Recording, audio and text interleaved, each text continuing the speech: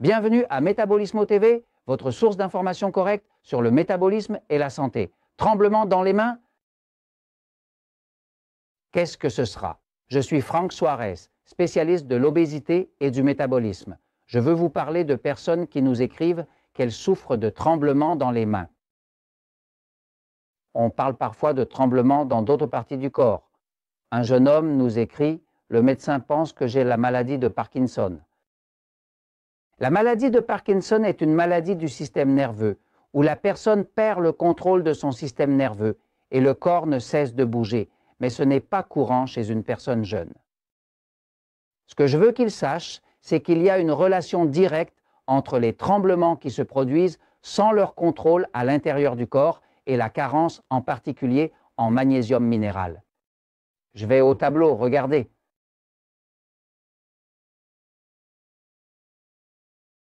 Le corps utilise principalement du calcium et du magnésium pour contrôler les messages dans le système nerveux.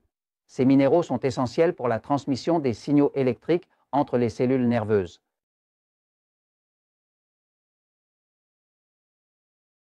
Si une personne a un régime riche en calcium et que le calcium est partout, où est le calcium? Le calcium se trouve dans la viande, le fromage, les œufs, toutes les protéines, les légumes contiennent du calcium. Toutes ces choses contiennent du calcium.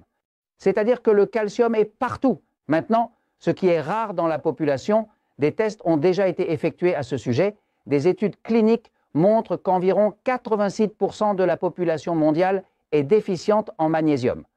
Donc, le minéral le plus déficient de tous les minéraux est le magnésium. Le calcium est abondant. Vous vous demandez pourquoi les médecins ajoutent tant de calcium, encore plus de calcium.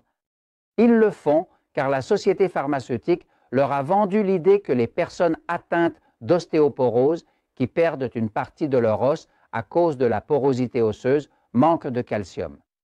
Bien sûr, ils perdent de l'os, car l'os est du calcium, mais ils ne comprennent pas que le corps a besoin de magnésium pour utiliser le calcium. Si vos mains tremblent ou si une autre partie de votre corps tremble sans votre accord, vous manquez probablement de magnésium. Alors, comment sait-on si on est déficient en magnésium? Eh bien, vous obtenez un magnésium, par exemple, nous utilisons un qui s'appelle Magic Mag. Ce qu'on aime du Magic Mag, c'est qu'il est en poudre, pas en capsule ou comprimé. Il est très soluble dans l'eau, de plus, c'est du citrate de magnésium, la forme la plus absorbable parmi les 8 types disponibles. Pour utiliser du magnésium, que ce soit celui que vous allez utiliser, idéalement celui-ci ou un autre, vous devez le faire avec tolérance, vous devez le faire en ayant une certaine tolérance intestinale. Que signifie tolérance intestinale? Vous devez charger le magnésium au maximum que votre corps tolère avant que la tolérance intestinale ne se produise.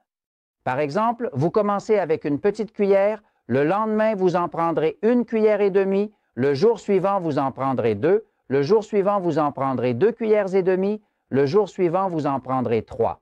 Lorsque vous avez une selle trop molle, ressemblant à une diarrhée, cela signifie que vous avez dépassé la limite et atteint un point où votre corps ne peut plus retenir les sels de manière normale. Cela signifie que si vous avez la diarrhée le lendemain, après avoir pris 3 cuillères à café de magnésium, comme ceci, vous savez que votre dose serait la dose précédente. C'est ce qu'on appelle la tolérance intestinale. Vous constatez combien votre corps peut tolérer. Le corps va éliminer ce qu'il ne tolère pas sous forme de diarrhée. Alors vous regardez en arrière et trouvez quelle est votre dose correcte.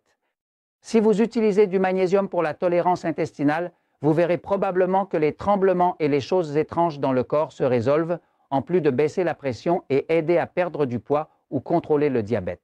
Je vous le dis parce que la vérité triomphe toujours.